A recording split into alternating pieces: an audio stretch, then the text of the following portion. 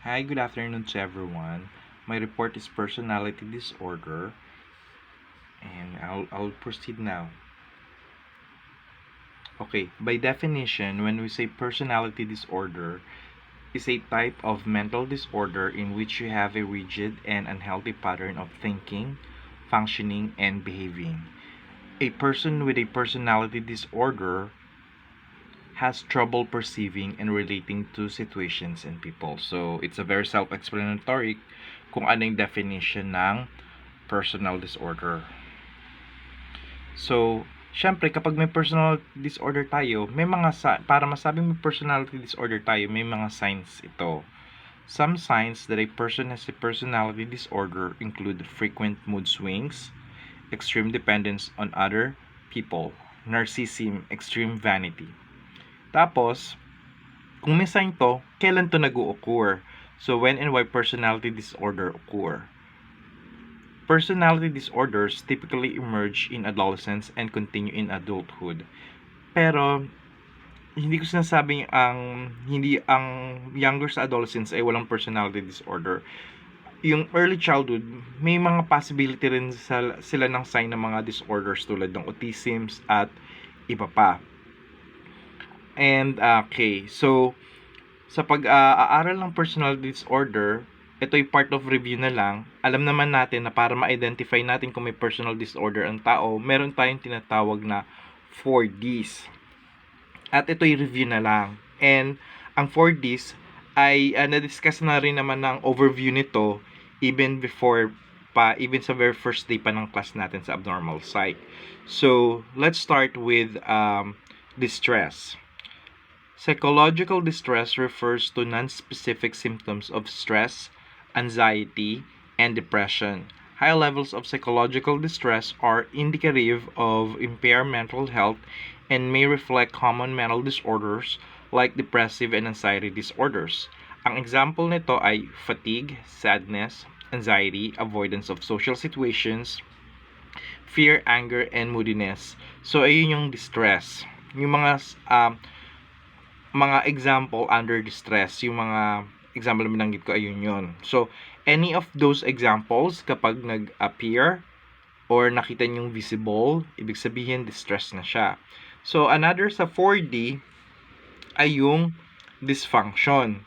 So, in dysfunction, hindi ka na nakakapag-perform. Halimbawa, sa sobrang lungkot mo, pwedeng magdamag ka na lang nagmumukmok, hindi ka na nakakagawa ng mga productivity, hindi ka na nagiging productive na person because of that disorder. Pero, basahin pa rin natin kung ano yung definition ng dysfunction. Includes clinically significant disturbance in an individual's cognition, emotion, regulation, or behavior that reflects a dysfunction in psychological, biological, or developmental process underlying mental functioning. So, let's proceed. So, ang ilan ng mga example ng dysfunctions ay dysfunction is defined as an abnormality or impairment or a deviation from accepted social behavior. When a group of teens engage in drinking and other unwanted behaviors, this is an example of dysfunction. So, sa mga teenager, kung lagi ka na lang nagiinuman, wala kang ginawa na puro ganun na lang, na-involve ko na sa ganun na ngayon, nakukonsider ding dysfunction yon. So, another sign ng na may mental order ka under ng 4Ds ay yung deviance. So, when we say deviance, refers to behavior that violates social norms or cultural expectations because culture determines what is normal. When a person said to be deviant, he or she fails to follow the stated and unstated rules of society called social norms. Excuse me for that, naubo ko. Ngayon, ang example nito dito ay yung, for example, ito kaya ko tong explain why in my lens of perspective kasi lived experience ako eh. Kaya ko tong i-justify if ever na some of you magre-react kasi ilan sa inyo naniniwala na ang gender o not ilan sa inyo, may ilan sa inyo perhaps, not ilan, may ilan naniniwala na ang gay pwedeng maging straight at ang straight pwedeng mag-gay. So, for them, blind spot yon. Pero ako basically, I can justify that na hindi nababago ang ang gender at sex orientation. Determined na yon when you're birth at napatunayan na yun ng American Psychological Association. So, ang example ko sa deviance ay gay, effeminate, romantically in love, and acting straight guy who happen to be a femme too. So, may mga ganyan kasi sa society natin ngayon. May mga ilang bakla, mag-a-acting lalaki para lang, kasi alam mo yon para lang magmukas, para lang mabalance yung active at passive. Kasi sa relationship pa yun naman talaga active and passive naman. Hindi naman pwede pares active-active, passive-passive, diba? So, ito ay isang uri ng innovation. Pero okay, sige. Mag-define pa tayo ng ibang deviation. Ang deviation ay, base nga sa definition, example pa nito ay yung, halimbawa, yung sa napanood kong movie na Mamu yata yun, indie film yun, may gumanap dun transgender. Tapos may isang fetish yung lalaki doon na gusto niyang pupuan yung kapartner niya, which is yung siya yung transgender. So sa atin, napaka-gross yun, napaka-deviant nun. Pero i-consider natin yung culture. Kasi sa ibang culture, pwedeng acceptable yun. So para maging maano ang deviance mo, titignan mo muna in a global perspective. Kasi kung titignan mo lang siya sa isang culture perspective, pwedeng hindi yun acceptable sa'yo, sa kanila acceptable. So, tignan mo muna kung ang deviance na yun ay globally accepted or none. Ngayon, kapag napatunayan in any part of the world ay wala namang ganon at nagbe-behave siya ng ganon, deviance na yon. And then, let's proceed to another one. Danger. Behaviors are detrimental to the person or people around them. Example, during his manic phases of bipolar disorder, one will often go to the casino and bet his rent money on roulette, not caring that if he loses, he won't be able to pay for his apartment. So may panganib ng naidudulot. Hindi kailangan aggression ang example ng danger. Katulad na lang nito, kung titignan mo, di ba hindi naman danger yung pagsusugal? Nakakita ka ba na kapag nagsugal, nakakapanapok ka na? Pwede, oo, kapag talo ka siguro, oo, pwedeng mainit ang ulo mo. Pero ang danger, hindi kailangan violence or aggression. Halimbawa, nitong behavior na to, na-addict na siya sa pagsusugal, not knowingly, maririsk yung iba niyang mga liabilities to pay. So, danger na yan. So, now, let's proceed to 3 types of personality disorder. So, under ng 3 types of personality disorder, we had the odd or eccentric disorder. So, let's read the definition, okay? Cluster A is called the odd, eccentric cluster. It includes paranoid personality disorder, schizoid personality disorder, and schizotypal personality disorders. The common feature of the personality disorders in this cluster are social awkwardness and social withdrawal. So basically, itong disorder na to, odd or eccentric, it's more on paranoia. Kasi ang schizophrenia, kung mapapansin nyo, the word schizoid and schizotypal are both from the word schizophrenia. From the word origin is schizophrenia. That, alam naman natin, na ang schizophrenia, isa sa mga symptoms niya is yung paranoia. Ngayon, bakit parehas na schizoid, yung sa schizotypal? Let's see kung ano yung difference niya. Search natin sa Google. Kasi na-search ko na kung ano yung difference niyan dalawang yan eh. So, it's important that we know the difference of those two. So, hold on one sec. Hindi ko kasi naisama sa slide ko yung definition or yung difference ng both two eh. Ng schizotypal tsaka ng schizoid. So, let's search. Schizoid disorder versus schizotypal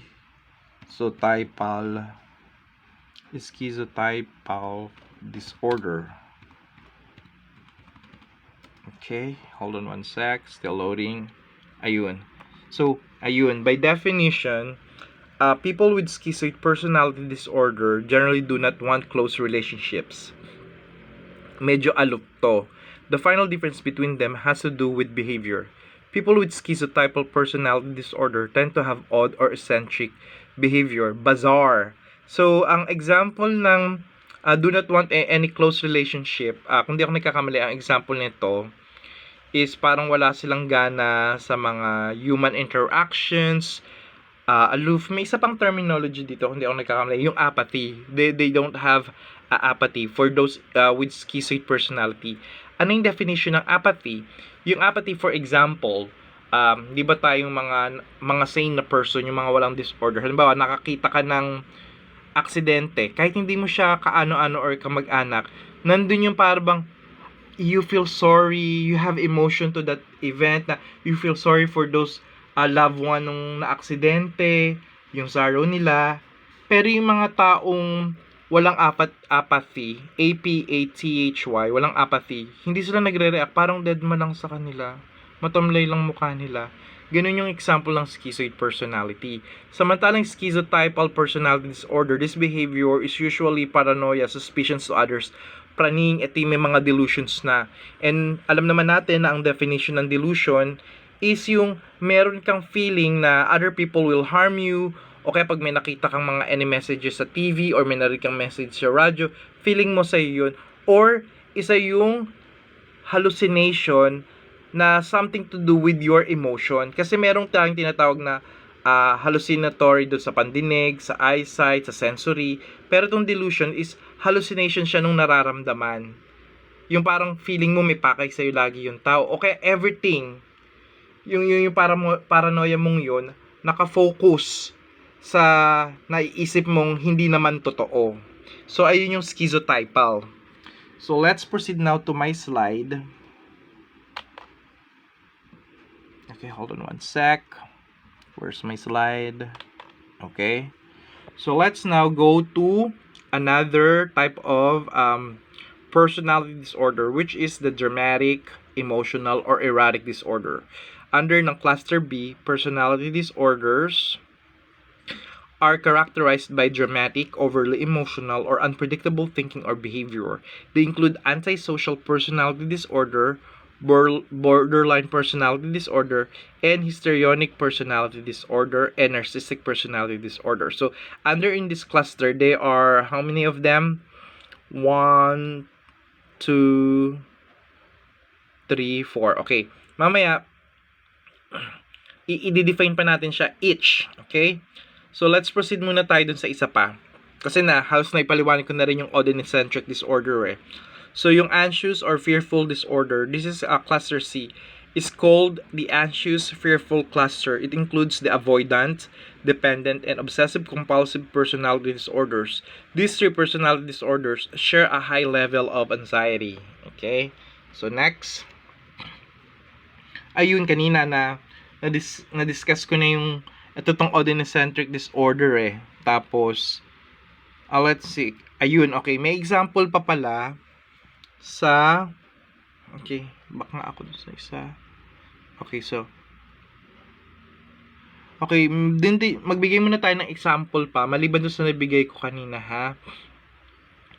Ang example ng paranoid personality disorder, doubt the commitment, loyalty, or trustworthiness of others, believing others are using or deceiving them.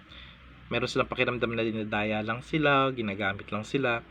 Are reluctant to confide in others to reveal personal information due to a fear that the information will be used against them. Are unforgiving and hold grudges. Are hypersensitive and take them criticism poorly. So, ayun yung sa example ng paranoid personality disorder.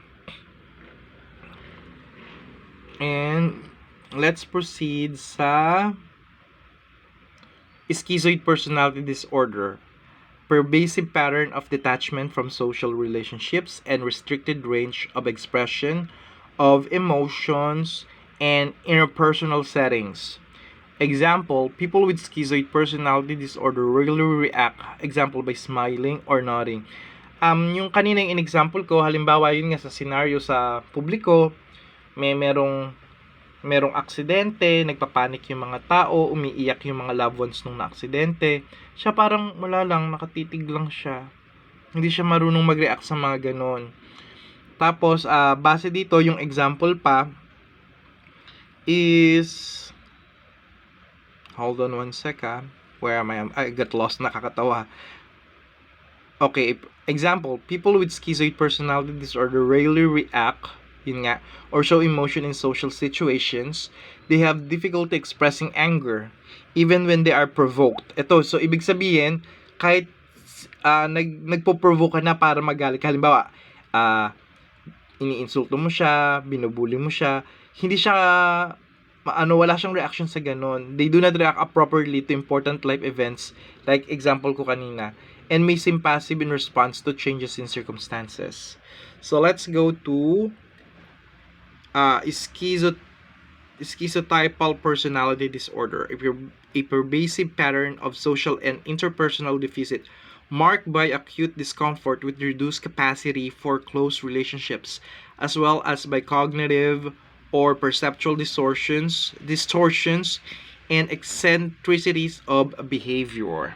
So let's see example on the next slide. Okay, example, tend to misinterpret reality or to have distorted perception. For example, mistaking noises for voices, have odd beliefs, mga bazaar.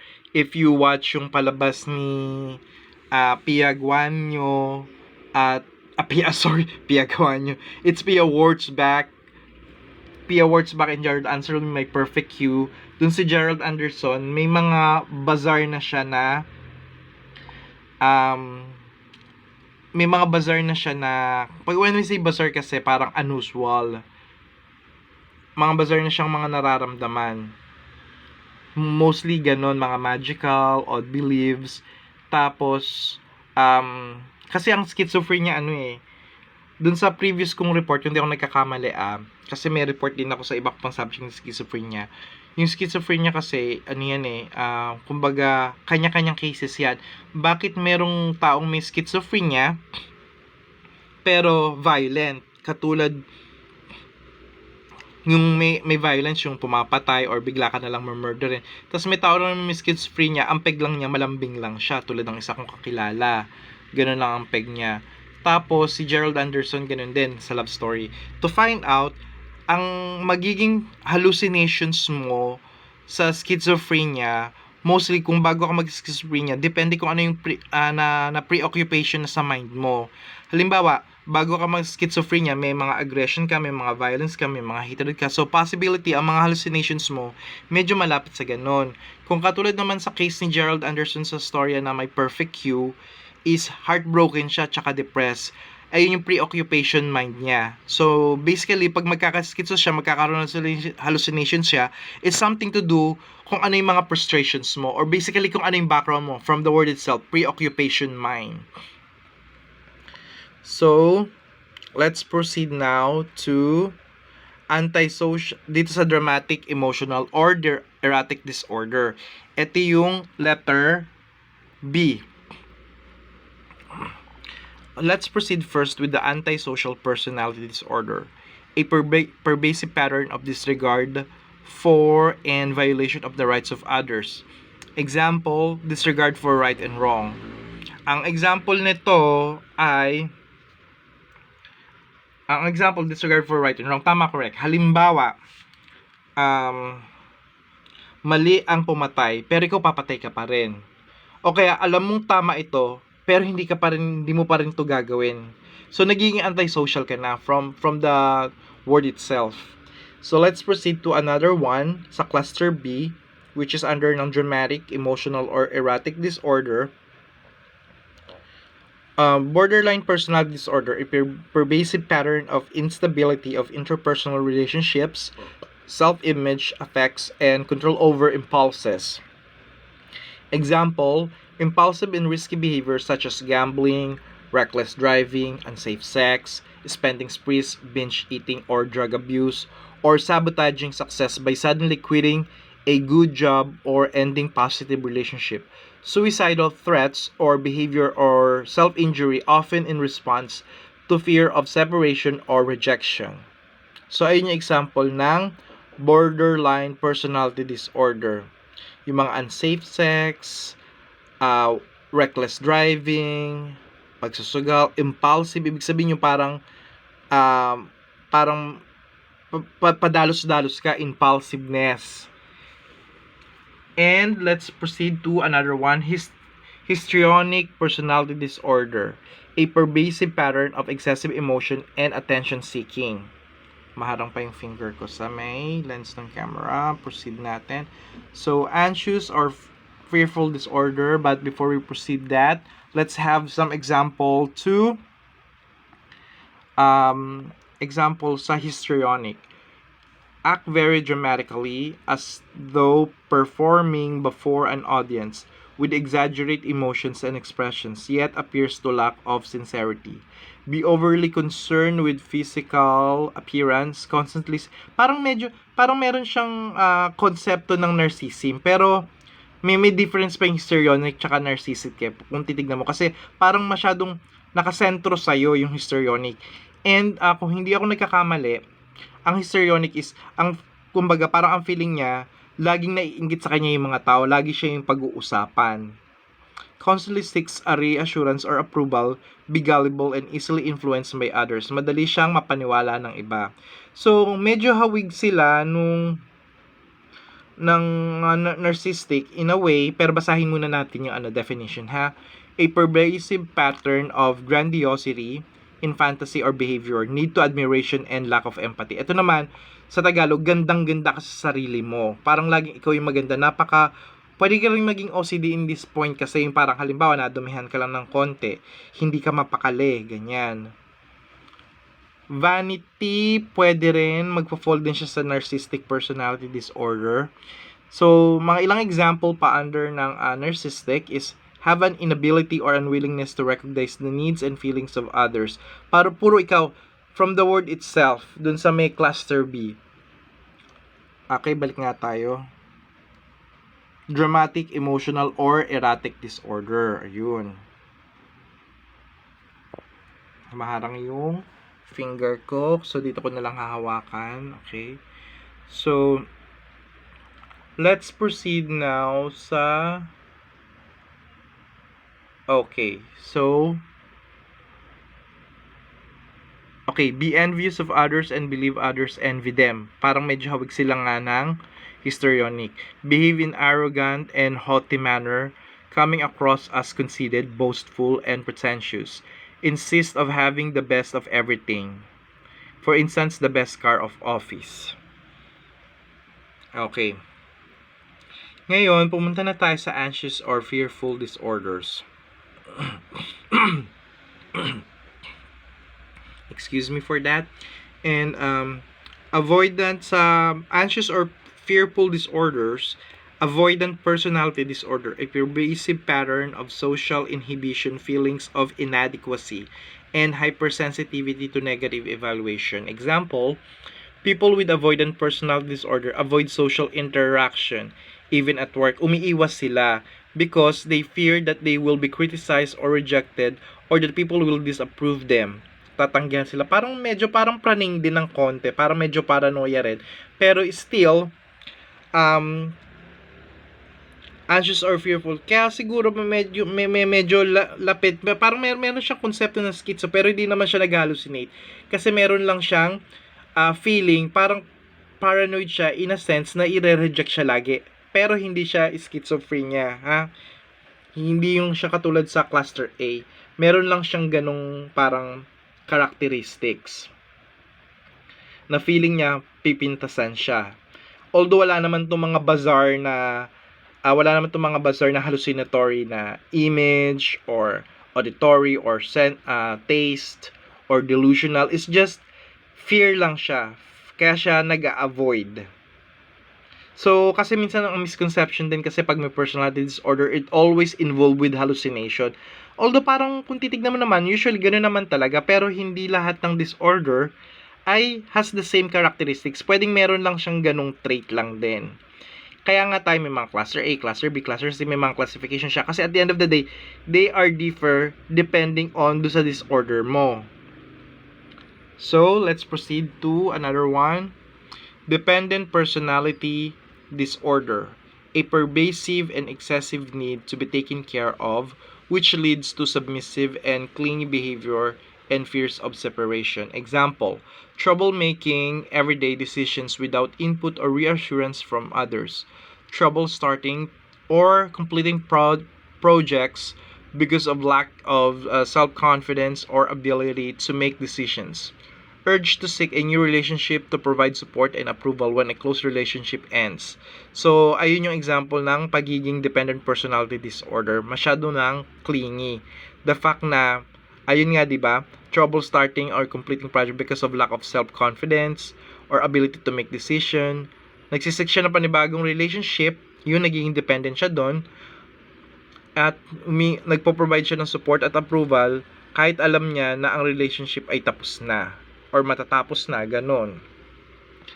Obsessive compulsive personality disorder, a pervasive pattern of preoccupation with orderliness, perfectionism, and mental and interpersonal control at the expense of flexibility, openness, and efficiency. Example ng obsessive compulsive personality is yung pagiging kuripot din at the same time. The symptoms of OCPD include perfectionism to the point that it impairs the ability to finish tasks. Yun nga, hindi na matapos-tapos yung ginagawa mo kasi iniisip mo, marami pa tong mali, hindi pa to flawless. So, minsan hindi natatapos ang task mo dahil sa pagiging OCD. Stiff, formal, or rigid mannerism, being extremely frugal with money. Normal lang sa atin na magkuripot tayo kasi economic status, kalagayan ng ekonomiya, factor yon, your personal na finances mo, yung flow ng money mo, minsan hindi mo kontrolado, kaya minsan nagiging frugal tayo. Pero pag naging excessive na to, nagiging mental disorder na siya, which is obsessive compulsive personality disorder. And again, hindi natin pwede i-diagnose ang isang tao ng personality disorder hanggat hindi nakikita yung 4D which has been discussed from now and then. Kumbaga parang basic na yun eh. Dapat ay yung pinaka-importanting alam mo kapag magda-diagnose ka ng isang may personality disorder. So, kumbaga parang ayun yung pinaka-basic mo na alam mo na dapat yun. Kumbaga parang nasa ano mo na yun, kumbaga wait, may tamang term dito eh. Kumbaga parang alam mo yun orthodoxically ganon. So that's the end of my report. So thank you. Bye-bye.